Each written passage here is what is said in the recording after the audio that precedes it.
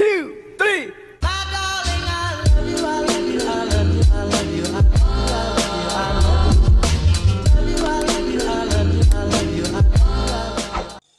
Assalamualaikum warahmatullahi wabarakatuh. Saya Cynthia Sasabila dari kelompok 3 dengan NIM 19026099. Perkenalkan, nama saya Miranda Octaviani, NIM 19026067. Assalamualaikum warahmatullahi wabarakatuh. Saya Mahfudatul Afra dari kelompok 3 dengan NIM 19026062.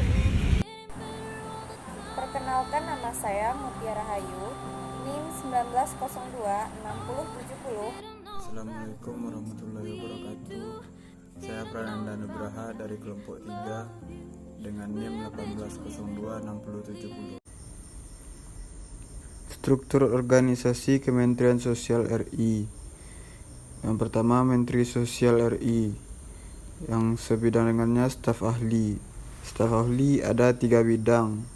Yang pertama, staf ahli bidang perubahan dan dinamika sosial. Kedua, staf ahli bidang teknologi kesejahteraan sosial. Yang ketiga, staf ahli bidang aksesibilitas sosial. Dan di bawahnya ada sekretariat jenderal. Dan di bawahnya lagi ada inspektorat jenderal. Dan di bawahnya Direktorat Jenderal Perlindungan dan Jaminan Sosial. Selanjutnya Direktorat Jenderal Rehabilitasi Sosial. Selanjutnya Direktorat Jenderal Pemberdayaan Sosial. Selanjutnya Direktorat Jenderal Penanganan Fakir Miskin. Dan Badan Pendidik, Pelatih, dan Penyuluhan Sosial. Dan yang di bawah sekali ada Pusat Data dan Informasi Kesejahteraan Sosial. Fungsi Kementerian Sosial. Yang pertama, penetapan kinerja dan data fakir miskin dan orang tidak mampu. 2. Penetapan standar rehabilitasi sosial. 3. Pengawasan atas pelaksanaan tugas di lingkungan Kementerian Sosial. 4. Pelaksanaan bimbingan teknis dan supervisi atas pelaksanaan urusan Kementerian Sosial di daerah. 5. Pelaksanaan dukungan yang bersifat substantif kepada seluruh unsur organisasi di lingkungan Kementerian Sosial. Selanjutnya, visi dan misi Kementerian Sosial. Visinya yaitu terwujudnya Indonesia yang berdaulat, mandiri, dan berkepribadian berlandaskan nilai dan semangat gotong royong. Sedangkan misinya yaitu mewujudkan kualitas hidup manusia di Indonesia yang tinggi, maju, dan sejahtera. Materi selanjutnya, tugas Kementerian Sosial.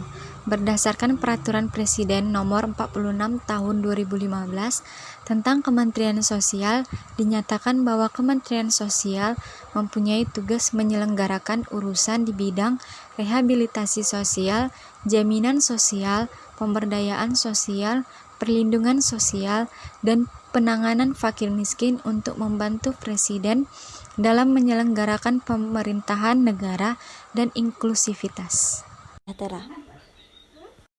Baiklah, selanjutnya daftar penilaian arsip di Kementerian Sosial sesuai dengan yang telah kelompok 3 diskusikan, yaitu yang pertama jenis arsip, laporan kegiatan pemberdayaan keluarga dan kelembagaan sosial masyarakat dengan nilai guna arsip sekunder, retensi aktif 2 tahun, retensi inaktif 3 tahun, dan dapat dinilai kembali. Yang kedua, laporan realisasi keuangan anggaran belanja pegawai dengan nilai guna arsip primer, retensi aktif 2 tahun, retensi inaktif 3 tahun, dan dapat dimusnahkan.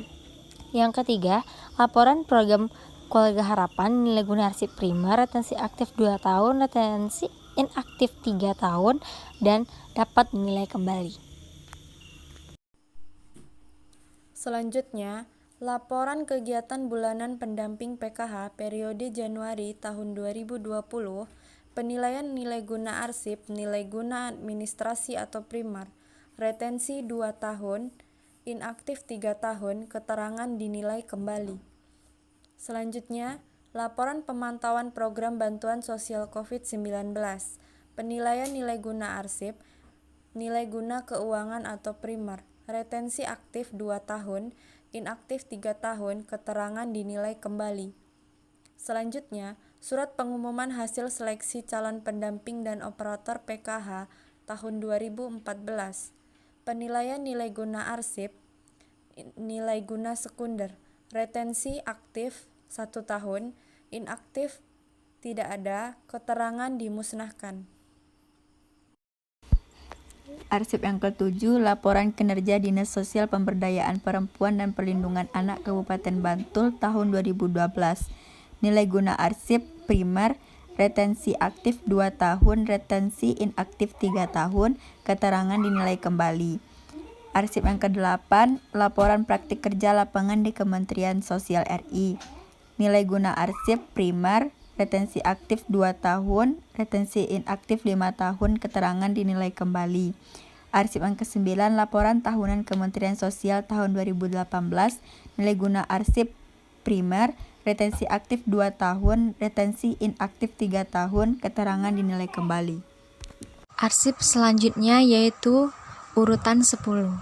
Laporan Kinerja Biro Perencanaan tahun 2019, penilaian nilai guna arsip yaitu nilai guna administrasi atau primer, retensi aktif 2 tahun, retensi inaktif 3 tahun. Keterangannya dinilai kembali. Selanjutnya, Laporan Kinerja Sekretariat Jenderal tahun 2019, penilaian nilai guna arsip, nilai guna administrasi atau primer, retensi aktif 2 tahun, retensi inaktif 3 tahun, keterangannya dinilai kembali. Selanjutnya, buku laporan studi program Keluarga Harapan atau PKH, penilaian nilai guna arsip, nilai guna administrasi atau primer, retensi aktifnya 2 tahun, retensi inaktifnya 3 tahun, keterangannya dinilai kembali.